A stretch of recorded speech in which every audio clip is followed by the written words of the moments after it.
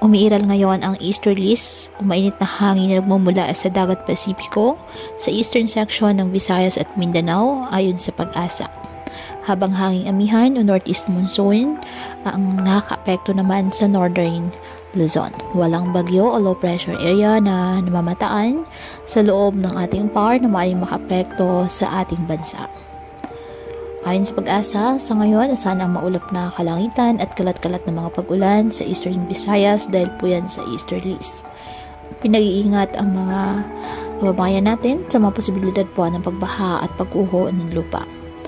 Hanging amihan naman ang magpadadala ng mga bahagya hanggang sa maulap na kalangitan at isolated light rain sa Ilocos Region, Cagayan Valley at Cordillera.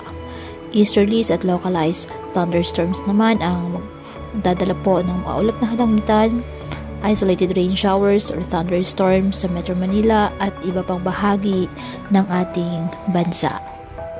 Kaya patuloy po natin na pag-iingat pa din ang ating mga kababayan sa pantapan po ng mga pagbaha at pagguho ng lupa at ugalin po na magdala palagi ng payong o kahit naman panangga sa ulan o di kaya na may sa init ng araw kapag lalabas ng ating mga tahanan.